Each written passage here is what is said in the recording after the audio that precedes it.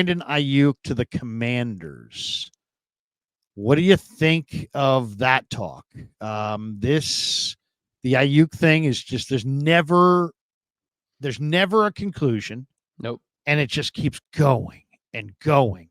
Mike Silver, the Niners beat writer from the Chronicle, or one of the Niners, or I should say not the Niners beat writer, one of the columnists for the Chronicle, made a KMBR appearance on Thursday, said that everything is still on the table, including all the trades you've heard about, and that includes potentially a trade with the Washington Commanders.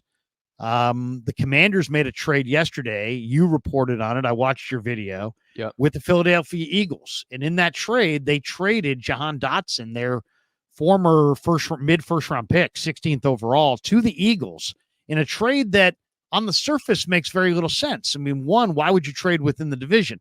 Two, it just seemed like, okay, so they traded Dotson and a fifth and got a third and 2 sevenths. Correct. So then the Kev was saying to me this morning that there's speculation out that trade may have had a direct connection to Aiyuk and the 49ers, that the Niners reached out to the Commanders and asked for Terry McLaurin, didn't want Jahan Dotson, wanted instead of if they couldn't get McLaurin, they wanted a first-round pick. Supposedly, the third-round pick that the Commanders just got from the Eagles might be going to the 49ers as part of a package for Brandon Aiyuk. Do you believe that to be the case? Do you think Ayuk's going to wind up in Washington? What do you think the return is going to look like, if it is indeed a Washington? Right after the Commanders Jahan Dotson trade, which was a rare interdivision trade from the Commanders to the Eagles, I was on this right away. I know that you did a video on it as well. A lot of people are reaching out to me, Instagram, Twitter, YouTube, and they're asking, is this a domino and the first of dominoes that are set to fall, leading to Brandon Aiyuk to get traded to the Washington Commanders? And it's interesting for a couple of reasons, right? I think the Commanders have reemerged.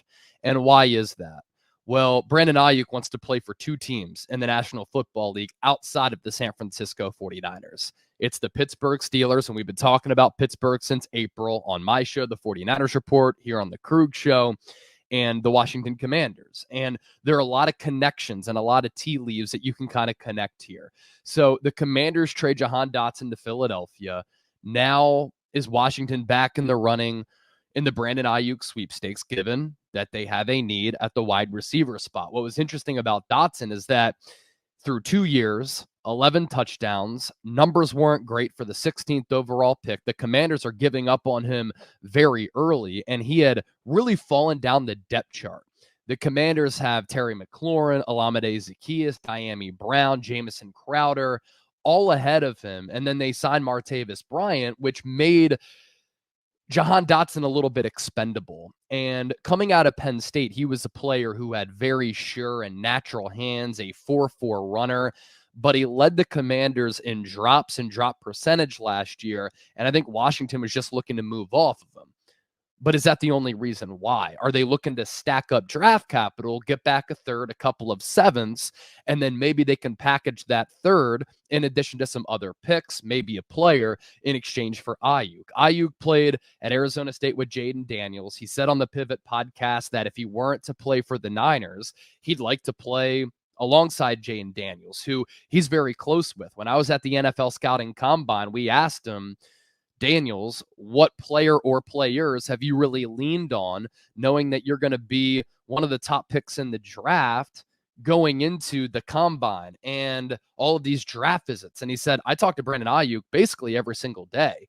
And when Aiyuk went on the Pivot podcast, I thought you made a good point. It's kind of disrespectful to Brock Purdy for Aiyuk to say, I'd love to play with Jaden Daniels. Well, how about the quarterback who helped make you an All-Pro last year, which has coincided with your numbers exploding over the last year and a half? Brock Purdy, without him, you're not putting up the numbers that you are. So there's the Jaden Daniels connection, but also the former Niners assistant general manager, Adam Peters, who came to San Francisco with John Lynch and Kyle Shanahan back in 2017, is now running football ops for the Commanders under the new ownership, Josh Harris, who's also the owner of the 76ers and the New Jersey Devils, because the fraud Dan Snyder is out of there. And Adam Peters has a lot of familiarity with Brandon Aiyuk. And then lastly, Washington has $37.2 million in cap space this year. And then next year, when that contract could really start to set in for Aiyuk, they have $72.2 million. And what has been the team building strategy for a lot of teams in the modern NFL? Get a quarterback on the rookie contract. You exercise that fifth-year option. That quarterback, if you draft him in the first round, is under team control for 5 years, which opens up a lot of cap space for you to build up your football team, get that young quarterback weapons, get his confidence going early. That then leads to positive play, and you try to go all in that time frame of that quarterback being on his rookie contract. And that's the situation with the Commanders. So I think Washington has reemerged a little bit. And we are led to having this conversation because it is August 23rd, and Brandon Aiyuk has not signed that contract extension with San Francisco. Mike Garafolo reporting that they've agreed to a lot of the key elements. Ari Mirov on Thursday saying the Niners and Aiyuk have never been so close, but a deal still not has happened. And then Mike Silver goes on the radio yesterday, and he starts talking about this Aiyuk situation, how the Commanders are back in the running, and how everything is on the table. Him getting traded to Pittsburgh wouldn't rule out Washington. If he gets dealt to Pittsburgh or Washington at this point, it's not going to surprise me in what has been seemingly a never-ending saga between the Niners and Aiyuk. I mean, there's a lot of talk out of D.C. that De'Ami Brown had been outplaying Jahan Dotson, and that was what may have led to the Commanders, sending Dotson to the Eagles. But, it's so funny that, that they make the trade in the division. Yep. And, a lot of people are like, oh, you're not going to trade Aiyuk to the Commanders. That's in conference. Well, heck, the Eagles just traded Dotson in the division. The Commanders wide receivers now are De'Ami Brown, Terry McLaurin, Zacchaeus, Luke McCaffrey, Crowder, Martavis Bryant, believe it or not, still around, Byron Pringle, and the UFA from Georgia, Marcus Rosemi, Jack Saint, who I like a lot. And he's probably looking good in camp, which is, now he's got a better chance to make the roster. What would you want back from the Commanders? Because for me, I don't need a lot, but I need something. I'm trading you a 26-year-old all-pro receiver. Yeah, I need more than a third-round draft choice from the Eagles. I either need a Ben Sinnott. I need a Emmanuel Forbes. I don't think you're getting Terry McLaurin, but I need something. I need some player. I either need a corner. I need a defensive lineman. Jonathan Allen would be nice. I need something significant to make this trade if I'm the 49ers. What do you think the key ask is for the Niners? I'm a little surprised that they didn't want Dotson. I thought Dotson might be the perfect receiver to come back as part of a package, but obviously the Niners didn't like Dotson. So who do you think they like on the Commanders that they would take for Aiyuk? Ideally, the better wide receiver to have gotten from Washington is Terry McLaurin over Jahan Dotson. I know that Dotson has that first-round pedigree. I watched him, scouted him, covered him at Penn State a couple of years ago in my previous job, and I really liked him when he was playing for Penn State. He's had 11 touchdowns in 2 years with really bad quarterback play, so I know his stock is a little bit down, but the Eagles are asking him to be weapon number 5 and wide receiver 3, and if I'm to trust one scouting department or organization, I'm going with Philadelphia over Washington, and Philadelphia had 2 third-round picks, so they still have one even after trading for Jahan Dotson. Now, Terry McLaurin is the player that I'd like back, but I don't think that's on the table any longer because if you're going to trade away Dotson, you're not going to trade away McLaurin now. And when you think about the Niners wide receiver situation, it's become very interesting with this nagging shoulder injury to Ricky Pearsall, which Mike Silver said on KNBR is something that the Niners were worried about in the pre-draft process. It had been an issue in college. Now it has come back. They were hoping that it wouldn't. And is Ricky Pearsall, your 31st overall pick, when there were really good players on the board, going to have a redshirt year? Does he have to undergo surgery to fix that shoulder? Is it worth it to just try to patch this up in hopes that it doesn't resurface? I think you might have to go under the knife, and you're looking at your first round selection in what looks to be so far a very good draft class, not being able to contribute year one. It's a disaster. There were better players on the board. I thought the Niners should have gone a different route. We'll see what Pearsall is able to do, but the injuries to start his career aren't ideal. There was the hamstring injury, now the shoulder. Elsewhere with another rookie, what a couple of weeks Jacob Cowing has had. You've been at training camp. He's been playing excellent football. In that preseason game against New Orleans, I thought he was fantastic. He brings you juice and pop as a returner. I'm done with the Trent Taylor experiment. I think that Jacob Cowing should be this team's punt returner. He's so much more dynamic. The 38-yard catch downfield that he had from Josh Dobbs, sticky coverage, sideline awareness, concentration, got hit as he caught it, reeled it in. And then later, I thought his best play of the game was the 19-yard end around when he beat the edge to the sideline and then jetted upfield for 19 yards. That is a player who I think can be a weapon this year and really help you. So that does add to your wide receiver core if you can't get a receiver back from the Commanders. And he has inside, outside versatility, even though he's 5'8", 5'9". Stock is up for Jacob Cowing. And all of that college production that he had has led to him looking like a very smooth player and a player who is very seasoned. His college production was crazy. He had 316 career catches for nearly 4,500 yards and 33 touchdowns. So I'm hoping Kyle Shanahan's going to be able to utilize him. When you look elsewhere at this Commanders roster, who else could you bring in? You have questions at tight end too.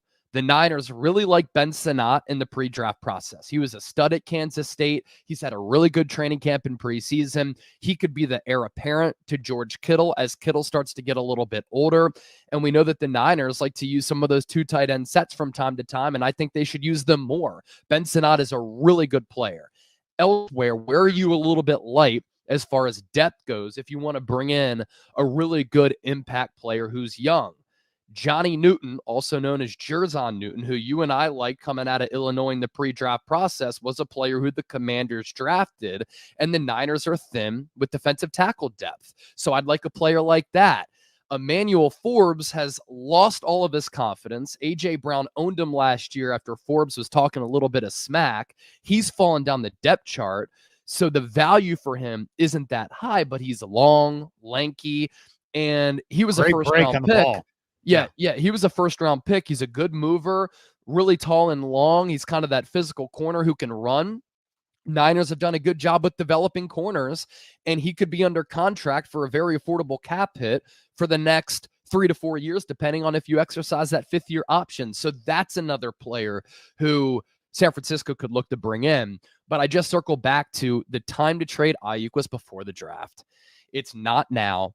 And if the Niners do trade him, I still don't think they're going to get equal value back. 75 cents on the dollar. They'll have egg on their faces, and you're trading away an all-pro, and you're not getting equal value back. That's a disaster for your organization. Yeah, it absolutely is. It absolutely is a disaster. They have to, they're trading a great player. They have to get, something back in return. Yeah. I guess the question is this: would you rather have that third round pick and see if you can turn that into a T. Higgins or a Cortland Sutton or I don't know. I mean, the Minnesota receiver, the young kid who's having driving issues. Is there a receiver Jordan Addison? Is there a receiver they can turn an Eagles third round draft choice, which is probably going to be almost in the fourth round, into? There's that versus, you're trading a great young receiver to the Commanders. Couldn't you get Ben Sinnott? You couldn't get the K-State rookie tight end. You couldn't get Christian McCaffrey's brother. I mean, I would take Sinnott and McCaffrey's brother and just call it a day and take a chance on that. I realize that's might be a low return for a guy who's a borderline all-pro player, but right. I don't know. I mean, it's got to be something, and I don't know that draft picks are going to be a major PR loss for the 49ers, and it's going to be ugly. So I think you got to get a player coming back. There's also talk the Steelers might still be involved here. If you were a gambling man at this juncture, with all that's been said, all that's been done, is he a Steeler? Is he a Commander? Is he a Niner? What do you think? Look, I've predicted all offseason long. I think he's going to be a Niner, so I'm just going to stay on that. I still think that there's a way that they get this done. I just can't fathom how an organization that has been this successful, that's been to 7 NFC championship games in 14 years and multiple Super Bowls, is going to do something so stupid when they, as an organization, always want to win a negotiation. They always want to win the PR battle. That's why there are always these leaks that go out to all of these different reporters from somebody in the Niners organization. I thought it was great how Brandon Aiyuk called him out for that, but it's important to control the narrative here. And I just can't fathom how in this Super Bowl window, you're going to let a few $1 million get in the way of you not bringing back an all-pro who, when you took him 25th overall, you wanted him to become this player. And when you draft a player and you want him to become an all-pro, you know that you're going to have to pay him at some point. And San Francisco has done a great job of taking care of their own core players who they have drafted and developed and seen become great players. So I just don't know how this late in the game, this close to week 1, San Francisco is going to trade him away. I do want to throw another scenario out there. Yeah. Is that because it is so late in the process, could San Francisco hold on to Aiyuk? Aiyuk doesn't play. And then the Niners, as you approach the NFL trade deadline or a few weeks into the season, they see how this offense does without Aiyuk. If they're struggling, then they try to trade him away, and you monitor the market elsewhere across the NFL. And you look at Davante Adams. Could he demand a trade because everything just falls to shit with the Las Vegas Raiders? That is a complete plausible possibility, because we saw in the receiver documentary how miserable Davante Adams was. And at 31 years old, he's even said it. I don't have a lot of time left. I want to maximize my remaining years. Now, that's on him for miscalculating asking out of Green Bay and going to the Raiders, but could he ask out? Could the situation in Cincinnati, where Jamar Chase and T. Higgins are still both looking for contracts and both haven't gotten paid, could that open up an avenue for you to bring in one of those players? Could it be a 3-team NBA-like trade that we've talked about a couple of times here when we've done our appearances together, where you get some draft capital back and then you flip that for another wide receiver? I think at this point, all avenues and options are wide open. Which avenue do you like? I mean, because we don't know what's open and what's not, what's possible, what's not. If this were you and you were, first of all, there are people in the chat. I give you an example of this one. Kyle McKiernan, good friend. He says, I don't think it's Lynch's issue. I think it's a Parag or a Jed thing. We don't know. It might be. But as far as where the Niners go from here, if it was you want Cortland Sutton, you want Davante, who's 32, probably more at the tail end. I would rather, to be honest, go the other way. I'd rather see them try to invest in some young receiver like a Jordan Addison, because a guy like Addison's got a future. A guy like Davante's got a past. I'd much rather, if I'm going to trade, if I'm moving off of Brandon Aiyuk, I want a young player that's got a future. And it doesn't have to be a receiver, but I want a young player. Ben Sinnott, I think, has shown some things in the preseason. He's a good-looking tight end. He would slot in easily at tight end too for the Niners. Yeah. If you could get Ben Sinnott and Luke McCaffrey, is that a fair trade? I think it is a fair trade. Yeah, I would like that trade. And those are two players that in the pre-draft process I really liked. And I think that would be not equal value to trading away an all-pro who I think is going to continue to get better at 26 years old, but you do get some really intriguing young pieces back. You get the heir apparent to George Kittle, and you shore up backup tight end, which right now is a massive concern. You can't tell me that Eric Sauerbert is going to be the backup for this team. He does nothing for me. Cam Latu stinks. Braden Willis hasn't shown me much, and they haven't really played Mason Pline. And I think that he's raw, so he might be a practice squad player. At wide receiver, you're loaded in that room, but Luke McCaffrey is a very interesting prospect. Now, what's interesting about Davante Adams is that his cap hits after this year, and this year he's extremely affordable. I think it's a cap hit of like $14 million. It's very expensive after this year, but it's non-guaranteed. So if you traded for Adams, he helps you in your Super Bowl window right now. He's still probably a top 10 wide receiver in the game. His production hasn't fallen off, even though he's had awful quarterback play, and you could restructure that contract after this year to make him affordable. And then he is much more affordable as compared to a new Brandon Aiyuk contract. You asked me, though, what I would want. Look, yeah, if you're playing, you know the talent, you know the teams, you know all the players out there. If you were Lynch, what do you want to do? If I'm Lynch, I my first inclination is to keep Aiyuk. Yes. But since I think it's gotten personal, I think it's probably time to move off of Aiyuk. And I wouldn't want to move off him for an old guy like a Devontae. I'd want to move off of him and see if I could, and maybe it's separate transactions, but part with him, see what you can get, and then turn around and see if you can add another young receiver to your mix that you like. And there's a lot of receivers in this league that are out there. Yeah. But does Adams help you win a Super Bowl this year? I mean, he could. I mean, yeah. He definitely and then could. You have Pearsall and Cowing waiting in the wings, and then that's kind of replenishing the cupboard as far as your talent goes. You have Jawan Jennings under contract again. That would probably lead to you holding on to Deebo Samuel. I mean, I think that could be a move that at least propels San Francisco to continue to stay in the Super Bowl window. What would I ideally want? Look, coming out of Arizona State, I had a draft crush on Brandon Aiyuk. I saw what he did year one when he hurdled over Marcus Epps during that COVID year en route to the end zone. I saw him lead the team in receiving as a rookie. I saw him in the doghouse, come out of the doghouse, end 2021 on a tear. I saw him have his best career year in 2022 when you saw the full route tree, route running, footwork, him embracing blocking, him playing the game the right way, all come to fruition. And then this past year, we saw him develop into one of the best wide receivers in the game. You know, going into the 2022 season before he really broke out, I was saying on the 49ers report, Aiyuk over CD Lamb. Give me Aiyuk over CD Lamb. He's tougher. He's more physical. He doesn't get the targets that CD does, but I think he's more reliable. He has better hands. That's the type of football player that I want.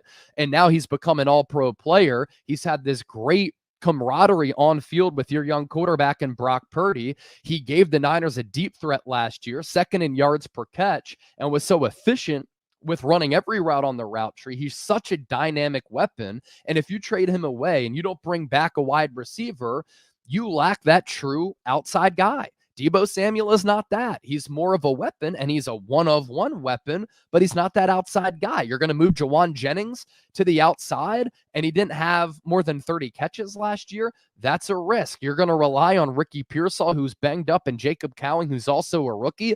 That's a risk. So the best route to go for San Francisco is to trade Brandon Aiyuk away. I know that he's expensive. I know that Purdy's going to demand that deal, but the salary cap's going to continue to go up. We might have an 18th game. You can find ways to restructure contracts. If you give Trent Williams guaranteed money and you backload his contract, if you give him an extension, you can open up $15+ million over the next 30 years. So there are so many ways to pull off salary cap gymnastics that I think we obsess over this cap number, but keep in mind how much the salary cap has gone up the last 10 years. All right, Chase Senior in the house. It's game day tonight. Chase, what do you see? What are you expecting to see or hoping to see tonight in Vegas between Niners and Raiders? Pretty surreal that the Niners are returning to Las Vegas Allegiant Stadium. Obviously, the last time they were there in February, it ended in an absolute heartbreak. So when the Niners walk into the stadium tonight, which is an incredible stadium, by the way, being able to be there back in February for the Super Bowl was incredible. It is a beautiful and lavish stadium. I wonder what's going to be going through their minds. Are they still going to be thinking about that Super Bowl defeat? Because human nature points to, they'll probably be having some memories recircle back and think about that game and all the opportunities they had to win it. And then as you fast forward to modern day, last week against the Saints, Brock Purdy got the start, and I was excited to see what he was going to be able to do, but with 3/5 of his projected offensive line and with no skill position players, he looked out of sorts. The offense wasn't able to move the ball. San Francisco did nothing in those 3 drives, but now that brings us to tonight, and it is the final dress rehearsal for San Francisco prior to what is going to be a very difficult week 1 game against the New York Jets. I think it's going to be a very formidable opponent, and the Niners are still without Brandon Aiyuk, hasn't signed that long-term deal, still without Trent Williams, who continues to hold out and incur $50,000 per day fine. So we're going to take a look at this Niners offense and see what they look like without Aiyuk, with some healthy starters on the field, and I'm excited for that. I think they're going to get some extended run. Kyle Shanahan said anywhere from a quarter to maybe a half, depending on how those possessions go. And then you obviously want to see how this defense can do. I thought your son Kev put out a fascinating tweet earlier this week. San Francisco's defense, I know it's the preseason, has been the worst defensive team among all 32 teams in the NFL in the preseason. So they have to get a little bit better and make those improvements. Unfortunately, though, it's going to be going up against Nathan Peterman and a bunch of Raiders backups. Yeah, and of course, the subplot of tonight is that rosters have to be shaved from 90 to 53 players by Tuesday afternoon. Most teams are going to do this, I would think, tomorrow. Yeah. They're not going to wait till Tuesday. Some teams will, but I think most teams are going to get it done post haste. I mean, Saturday, midday Saturday, you'll see a bunch of transactions, and then you'll see, I think, 17 guys go back to the practice squad. So you'll see all kinds of roster machinations. A couple things in this game that I'm looking for. I think this is the Isaac Guerendo show tonight. I mean, we haven't seen Guerendo yet this preseason. They kind of dusted him off. We've seen a lot of Guerendo and Patrick Taylor in practice this week, after seeing a lot of Cody Schrader and Jordan Mason in the previous weeks. So I just get the sense. And then, by the way, Shanahan said all the starters are going to go tonight. I think that's what he's done in the last couple of years. He's announced that the starters are going to play. And then like 5 minutes before the anthem, they'll say, hey, the following 7 players or whatever will not be playing. And that will be, 7 of the Niners' more premier players will not be playing tonight. So there'll be a group of players that Shanahan sits out tonight. But I'm looking to see Guerendo. I'm looking to see who's that number 2 quarterback between Dobbs and Allen. I don't think it's going to be Mordecai, but you never know. I'm looking to see, do any of these corners look like they're cut worthy? So which corner are you cutting? Who's the number 2 quarterback? Who's, what's Isaac Guerendo? Who's on the bubble? Does Jacob Cowan continue to look good? So, I mean, that's kind of what I'm looking for tonight. I guess first and foremost, Guerendo. What do you think we're going to see out of Guerendo? I'm excited to see him, and hopefully the hamstring is able to hold up. He's literally had hamstring issues all throughout his college career, whether it be at Wisconsin or Louisville. That's something that's always held him back. But if you want to talk about a freak athlete at the running back spot, that is Isaac Guerendo, a 4.3 runner at 220 pounds. He didn't start a game in college until the bowl game this past year. So it was a little bit of a risky pick for San Francisco to trade up and take him in that 4th round. But I'm definitely a believer in the player if he's able to stay healthy. We reference a lot these relative athletic scores from MathBomb, where in the pre-draft process, NFL Scouting Combine, these prospects are graded on an athletic scale of 0 to 10. And Isaac Guerendo graded a 9.9. So there's one of the highest grades among all players in the 2024 NFL draft class. He's 6 foot, 221 pounds, 41.5-inch vertical, 4.3 40-yard dash. The track speed is certainly there. And he's that type of one-cut runner where he sees that hole, hits it. And I think Jordan Mason does a really good job of that, identifying where the play is going, see hole, hit hole.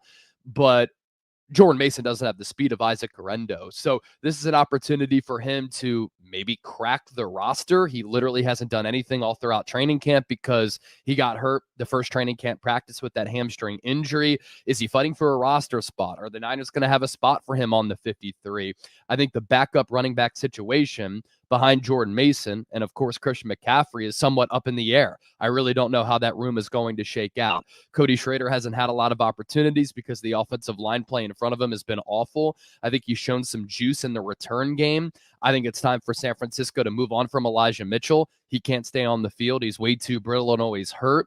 And so that Niners running back room is certainly pretty interesting going into this preseason finale. Yeah, no question about it. And Garendo, it's funny. Some people already say he lacks contact balance and he doesn't really have any real running back instincts and he's going to disappoint.